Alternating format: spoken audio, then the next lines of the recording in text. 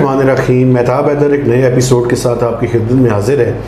और आज मैंने रिक्वेस्ट की है, पीटीआई के सेक्रेटरी जनरल हैं, फॉर्मर प्लानिंग मिनिस्टर हैं और हमेशा इन्होंने पाकिस्तान की इकॉनमी के बारे में भी और पॉलिटिक्स के बारे में भी एक बड़ा ही ज़बरदस्त किस्म का व्यू पेश किया है। तो आज मैंने रिक्वेस्ट की असद उमर साहब से कि सर कुछ थोड़ा सा टाइम मुझे दे, लेकिन एक बात मैंने आज यहाँ पीटीआई के सेक्रेटेरिएट में आके महसूस की और इनको कहा भी है, वो ये है कि हुकूमत से ज़्यादा ये अपोजिशन में आके ज़्यादा मसरूफ़ हो गए। Sir thank you very much, आपने टाइम दिया। सर ये जो इम्पोर्टेड हुकूमत और अमेरिका की साजिश, ये इस नैरेटिव को आप कैसे देखते हैं और कैसे जस्टिफाई करते हैं?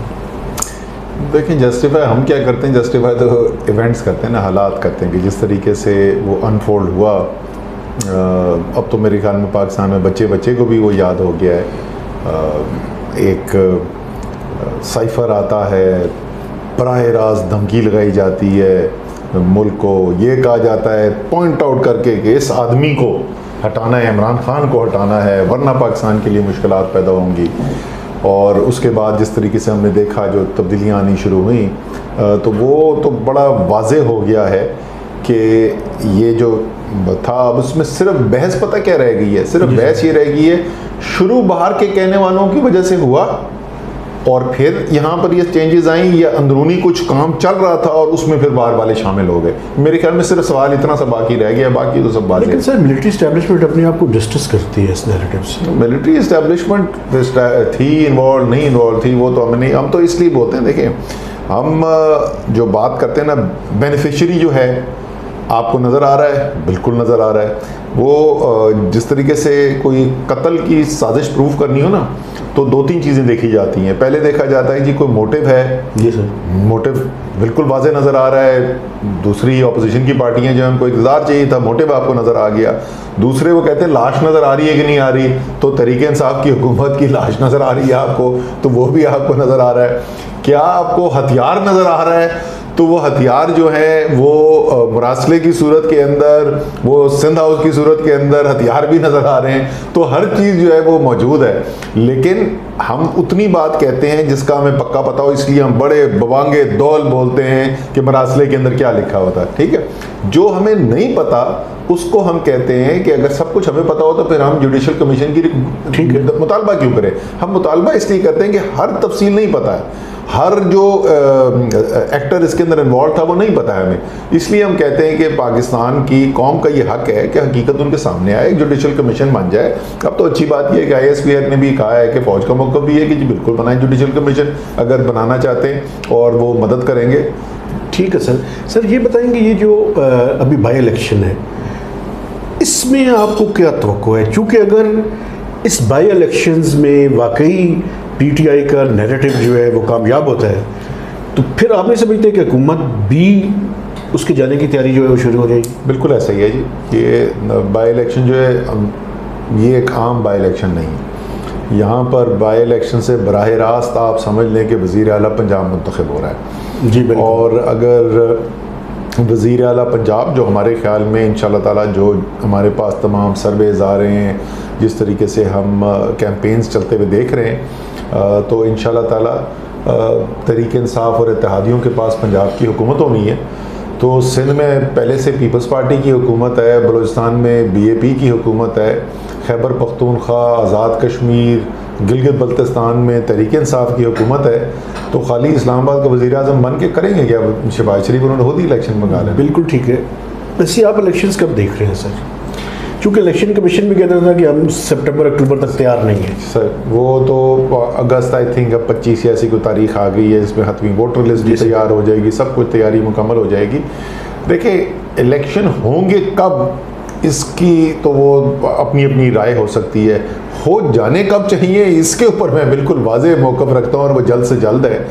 जो गैर यकीनी सूरत हाल है और जिसकी वजह से मीशत को बेतहाशा नुकसान हो रहा है, ये ख़त्म ही नहीं हो सकती जिस वक्त तक आप एक फ्रेश इलेक्शन की तरफ जाएंगे। ये रोज़ाना के तक जब बहस चलती रहेगी, जिस तरह भी आप देखें ना, आपने क्या सवाल पूछा है और हर शख्स के जहन पे ये सवाल है तो आपके ख्याल में क्या सरमायाकार नहीं बैठ के ये सवाल पूछ रहा है यार ये इलेक्शन होगा कब?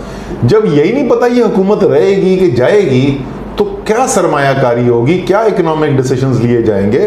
तो बेतहाशा मुल्क का नुकसान हो गया है। मेरे ख्याल में तो टाइम ज़ाया करने बगैर इलेक्शन का इनेकाद करना चाहिए। अच्छा सर, अगर ये हुकूमत इतनी इम्पोर्टेड और अमेरिका के आशीर्वाद से आई है, IMF के साथ तो डील नहीं कर सके? तो हो सकता है कि ये उनकी एक ख्वाहिश जो हो, वो ख्वाहिश हो ही है कि कमज़ोर हुकूमत को लेकर आओ और उसके बाद उसको दबाओ, और उस दबाव के तहत उनसे फैसले करवाओ जो कि एक मजबूत हुकूमत नहीं कर सकती। ठीक है। अच्छा सर, थोड़ा सा इकॉनमी की तरफ आते हैं। आप क्या समझते हैं सर, ये जो PTI की 3 साल की परफॉर्मेंस थी, 3.5 साल की इकोनॉमिक फ्रंट पे, उसको आप जो है वो कैसे जो है वो विजुअलाइज करते हैं? अच्छा, उसके अंदर अगर हम देखें तो 2-3 चीज़ें हमारे मंशूर के अंदर बड़ी वाज़ेह तौर पे लिखी हुई थी। एक, हमने ये कहा कि जनाब हमने एक इंपोर्ट बेस्ड मईशत बना दी है और हमारी ज़राअत भी बुरी तरीके से असरअंदाज हो रही है, हमारी सनत भी हो रही है, और हमने प्रोडक्टिव सेक्टर्स को प्रमोट करना। दूसरा, हमने कहा कि ये पाकिस्तान जब से बना है, जब से हम करंट अकाउंट डेफिसिट्स और ट्रेड डेफिसिट्स देखते रहते हैं, और ग्रोथ की, पाकिस्तान की मईशत की तरक्की के लिए सबसे बड़ा जो रखना है वो आता ही इधर से है। इसलिए जब तक एक्सपोर्ट नहीं बढ़ाएंगे उस वक्त तक हम आगे नहीं जा सकते। ठीक है। तीसरी हमारा जो पहलू था वो ये था कि ये 21वीं सदी आ गई है और टेक्नोलॉजी और IT और ये जो है ये इंजन्स ऑफ ग्रोथ बन सकते हैं। और चौथा और आखिरी ये कि जो भी इकोनॉमिक पॉलिसी हो उसके अंदर एक्सपोर्ट बढ़ाना एक की पिलर है और दूसरा की पिलर है रोज़गार पैदा करने। लेकिन सर, अगर मुझे माफ़ करें, ट्विन डेफिसिट्स तो आपके ज़माने में फिर रिकॉर्ड नंबर पे चले गए। मतलब बजट डेफिसिट भी बहुत ज़्यादा अभी आते हैं ना, अभी और करंट अकाउंट डेफिसिट भी ज़्यादा। अभी हम इन चारों चीज़ों को एक एक करके देख लेते हैं। पहली चीज़ देख लेते हैं जी, रोज़गार जो है कोविड आने के बावजूद 3 साल के अंदर 55 लाख एडिशनल जॉब्स क्रिएट हुई, मज़ीद रोज़गार के मौके पैदा हुए। हमारा जो वादा था कि हम टारगेट क्या सेट किया था, 1 करोड़ नौकरियां, बड़ा मजाक उड़ाया जाता था, ओहो हो जो 1 करोड़ नौकरियां, ऐसे लगता था कि इमरान खान और असद उमर बैठ के खुद हाथ से नौकरियां बांटेंगे। तो 3 साल में 60 लाख बनती थी, 55 लाख नौकरी, हमारी तकरीबन 60% ज़्यादा जॉब क्रिएशन थी। तो सर लो क्वालिटी जॉब्स नहीं थी सर? मैं अभी आपको देख लेते हैं भी लो क्वालिटी थी कि नहीं थी, अभी ये भी कर लेते हैं। हमारी 60% से ज़्यादा सालाना जॉब क्रिएशन थी बनिस्बत मुस्लिम लीग नून के। जॉब्स क्रिएट क्यों हुई? जॉब्स क्रिएट हुई क्योंकि एग्रीकल्चर बूम कर रहा था, सबसे बड़ा एम्प्लॉयर है। ठीक है। अर्बन इकोनॉमी में सबसे बड़ा एम्प्लॉयर होता है कंस्ट्रक्शन। प्राइम मिनिस्टर ने खुद लीड किया इस काम के ऊपर। इंफॉर्मेशन टेक्नोलॉजी और सोशल सेक्टर, हेल्थ, एजुकेशन जो है ये जॉब इंटेंसिव सेक्टर्स हैं। मैसिव इम्प्रूवमेंट और फंडिंग और रिसोर्स क्रिएशन यहाँ पे की गई। सो एक तो ये जॉब क्रिएशन आ गई। दूसरी, एक्सपोर्ट्स। हमने कहा कि पाकिस्तान जब तक आप एक्सपोर्ट टर्न अराउंड नहीं करेंगे, 2008 से 2018 10 साल में जितनी पीपल्स पार्टी और मुस्लिम लीग नून के अदवार मिलाकर 10 साल में एक्सपोर्ट्स में जितना इजाफा हुआ था, उससे ज़्यादा इजाफा सिर्फ 1 साल में इस साल हुआ है। ठीक है। 10 साल एक तरफ, ये एक्सपोर्ट 30 बिलियन को टच किया जी। तीसरी हमने बात की थी कि हम इंफॉर्मेशन टेक्नोलॉजी जो है ये प्राइम इंजन फॉर ग्रोथ होने वाला है फ्यूचर का। 43% ग्रोथ पिछले साल, 30% के करीब ग्रोथ इस साल चल रही थी। पहले 9 माह जो हमारे गुजरे, 2 गुना से ज़्यादा सिर्फ 2 साल में 2 गुना हो गई हमारी इंफॉर्मेशन टेक्नोलॉजी की एक्सपोर्ट। डिजिटल इकोनॉमी बूम की, स्टार्टअप्स के लिए बाहर की टॉप नॉच इन्वेस्टमेंट फर्म से पैसा आना शुरू हो गया पाकिस्तान की तारीख में पहली दफ़ा। अब चौथा जो है वो हम एस्पेक्ट जिसकी आप बात कर रहे थे, सॉरी जिसकी मैंने बात की थी पहले, प्रोडक्टिव सेक्टर्स की। ज़राअत में कपास के अलावा तमाम बड़ी फसलों के नए रिकॉर्ड सेट हुए, गंदम के, गन्ने के, लेकिन सर मकई के। इंपोर्ट तो पहले भी कर रहे थे ना, इंपोर्ट जो आपको करनी पड़ी वो तो आपकी आबादी बढ़ती चली जा रही है, लेकिन क्या रिकॉर्ड प्रोडक्शन, वीट, गंदम, मकई, आलू, चावल, चारों की रिकॉर्ड फसलें। ठीक है। कीमत मिली किसान को इतनी, ख़ास तौर पे गन्ने के अंदर जो कंट्रोल होती थी पॉलिटिकल, वहाँ तो 2 गुना से ज़्यादा कीमत मिली सिर्फ 2 साल के अंदर, क्योंकि जो कार्टेल्स ब्रेक किए गए और पंजाब में अंदर ख़ास तौर पे जैसे काम हुआ। सनत double digit large scale manufacturing growth हो रही थी। तो जो बुनियादी हमारे जो टारगेट्स थे वो मीट हुए, इसके बावजूद मीट हुए कि वंस इन अ सेंचुरी जो है वो वबा फैली हुई थी। अब आपका जो पॉइंट था बिल्कुल सही बात कर रहे हैं आप कि आखिरी साल के अंदर आपको फिस्कल डेफिसिट ज़्यादा नज़र आ रहा है और करंट अकाउंट डेफिसिट नज़र आ रहा है। करंट अकाउंट डेफिसिट जो है वो अभी भी 1/3 कम है बनिस्बत मुस्लिम लीग नून के आखिरी साल के जो मईशत के हुजम के मुताबिक होता है ना, as a percentage of GDP वो 1/3 फिर भी कम है। और इसमें भी जो इंपोर्ट्स बढ़ी हमारी बहुत ज़्यादा बढ़ी, 87% उसमें से प्राइस इफेक्ट है। यानी आलमी मंडी के अंदर जो ये सुपर कमोडिटी बूम आया, कमोडिटी सुपर बूम जो आया, उसकी वजह से ये हमें आया। तो जैसे जैसे वो प्राइस मॉडरेट होगी आपका वो प्रॉब्लम ख़त्म होना शुरू हो जाएगा। तो उसके बनिस्बत जो 2017-18 में करंट अकाउंट डेफिसिट था, जो सारे का सारा हमारी पॉलिसी से ड्रिवन था, वो इंपोर्ट्स बढ़ने से ड्रिवन था, इस दफ़ा वो वजह नहीं बनी। फिस्कल डेफिसिट जो है वो हमारा प्राइमरी डेफिसिट पिछले साल पहले 10 माह जो है वो सरप्लस चला, पहली दफ़ा हुआ था, एंड में थोड़ा डेफिसिट गया बट पहले से बहुत बेहतर था। इस साल जो है फिर आप पहले 9 माह के अगर आप आदादुशुमार उठा के देखें तो हम निस्बतन कंट्रोल में थे। हाँ डेफिसिट था लेकिन हमारे आदाफ से के मुताबिक या उससे बेहतर चल रहा था। ये जो आखिरी 3 महीने के अंदर हुआ है, जो आप शरह सूद देखें ना कहाँ पे लेके चलेंगे, सबसे बड़ा कंपोनेंट हमारे बजट का तो अब वो सूद होता है जो हम देते हैं, और उसकी अगर कीमत जो है वो आप 2 गुना बढ़ा देंगे तो फिर क्या होना है। और वो बढ़नी थी, जिस तरीके की महंगाई आई उसके बाद तो वो बढ़ना ही बढ़ना था। सो वो एक मेजर वजह बनी है फिस्कल डेफिसिट की।